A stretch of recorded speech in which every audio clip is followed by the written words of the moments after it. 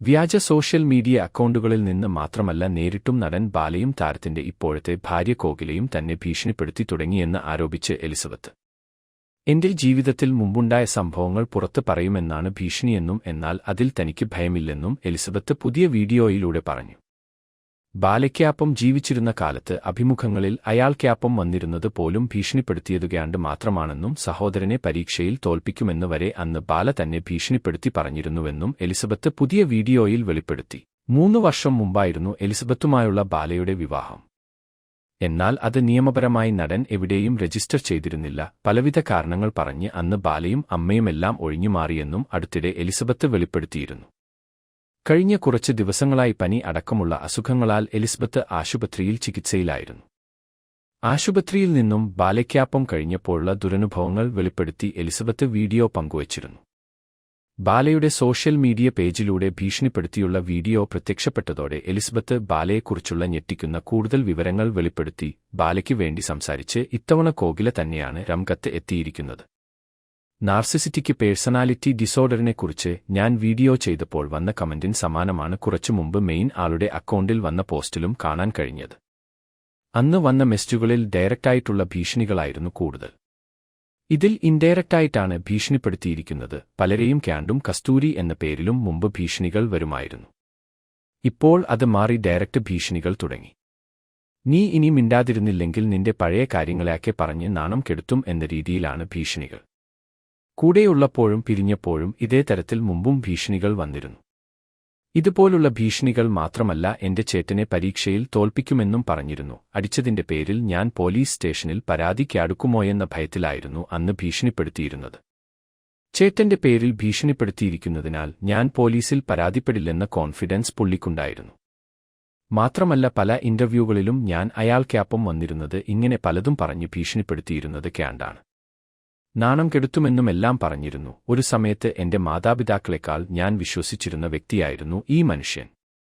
അതുകൊണ്ട് തന്നെ എന്റെ ജീവിതത്തിൽ സംഭവിച്ച എല്ലാ കാര്യങ്ങളും ഇയാളെ വിശ്വസിച്ച് ഇയാളോട് ഞാൻ പറഞ്ഞിരുന്നു. ഇനി ആ നാണക്കേടിനെ എനിക്ക് ഭയക്കേണ്ട കാര്യമില്ല. സ്വന്തം ചാനൽ വഴിയാണ് ഇപ്പോൾ ഭീഷണിപ്പെടുത്തൽ. ചോദിച്ചാൽ ചിലപ്പോൾ താനിട്ടതല്ലെന്ന് പറയാൻ സാധ്യതയുണ്ട്.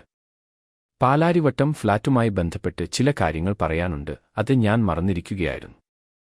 പാലാരിവട്ടം ഫ്ളാറ്റ് തരാമെന്ന് എത്ര പെണ്ണുങ്ങൾക്കാണ് നിങ്ങൾ വാഗ്ദാനം കൊടുത്തിരിക്കുന്നത്? ഞാൻ ഇയാളെ പ്രേമിക്കുന്ന സമയത്ത് ആ ഫ്ളാറ്റിൽ ഇയാൾക്കൊപ്പം വേറെയൊരു പെണ്ണ് ജീവിച്ചിരുന്നു. ആ പെണ്ണ് പുതിയൊരു ആളെ കണ്ടപ്പോൾ അയാൾക്കൊപ്പം പോയെന്നും പറഞ്ഞിരുന്നു. പിന്നീട് ആശുപത്രിയിൽ വെച്ച് ഇവർ വീണ്ടും വിളിക്കാനും സംസാരിക്കാനും തുടങ്ങി. അവരോട് ഒരിക്കൽ ഇയാൾ പറഞ്ഞത് എലിസബത്തിന്റെ ലിവർ സ്വീകരിക്കില്ലെന്നാണ്. എലിസബത്ത് എനിക്ക് ലിവർ തരാമെന്ന് പറഞ്ഞിട്ടുണ്ട്. പക്ഷേ ഞാൻ അത് സ്വീകരിക്കില്ല. അങ്ങനെ ചെയ്താൽ അവളെ ഞാൻ ഭാര്യയായി അംഗീകരിക്കുന്നതിന് തുല്യമായിരിക്കും. അവളുമായുള്ള വിവാഹം രജിസ്റ്റർ ചെയ്യാത്തത് നിനക്ക് വേണ്ടിയാണ്. നിന്നെ ഭാര്യയായി സ്വീകരിക്കാൻ വേണ്ടിയാണ്. ഞാൻ ആശുപത്രിയിൽ നിന്നും വരുമ്പോൾ എന്റെ ഫ്ളാറ്റ് തുറന്ന് നീ എനിക്ക് വേണ്ടി കാത്തിരിക്കണം. നമ്മുടെ ആ മോൻ ഞാൻ ഫ്ളാറ്റ് എഴുതിക്കൊടുക്കും. കുട്ടിക്കാലം മുതൽ അവൻ ആ ഫ്ളാറ്റിൽ അല്ലേ കളിച്ച് ചിരിച്ചു കഴിഞ്ഞത് എന്നൊക്കെ പറഞ്ഞു.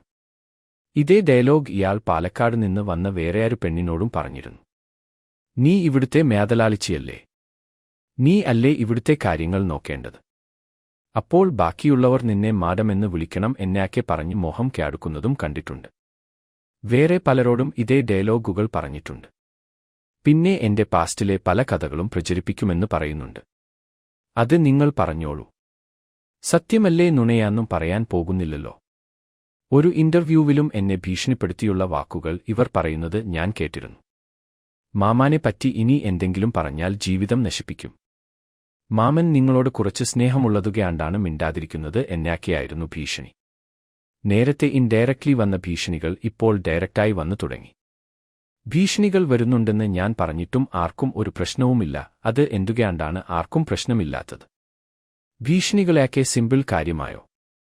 ഞാൻ എന്തായാലും വീഡിയോ ഇടുന്നത് നിർത്താൻ പോകുന്നില്ല. നിങ്ങൾ പറഞ്ഞിരുന്നു ദൈവം ക്യാണ്ട് തന്നതാണ് നിന്നെ എനിക്കെന്ന്. ശരിക്കും ദൈവം തന്നെയാകും ക്യാണ്ട് വന്നിട്ടുണ്ടാവുക. പക്ഷേ അത് വേറെ കാര്യത്തിന് വേണ്ടിയാണെന്ന് എനിക്ക് ഇപ്പോൾ തോന്നുന്നു എന്നാണ് എലിസബത്ത് ബാലയെയും കോകിലയെയും കുറിച്ച് പുതിയ വീഡിയോയിൽ പറഞ്ഞത്. എലിസബത്തിന് മറ്റൊരു ഭർത്താവുണ്ടെന്നാണ് കോകില പുതിയ വീഡിയോയിൽ ആരോപിച്ചത്. നിരന്തരമായി എലിസബത്ത് മരുന്ന് കഴിച്ചിരുന്നതായും കോകില പുതിയ വീഡിയോയിൽ പറഞ്ഞു.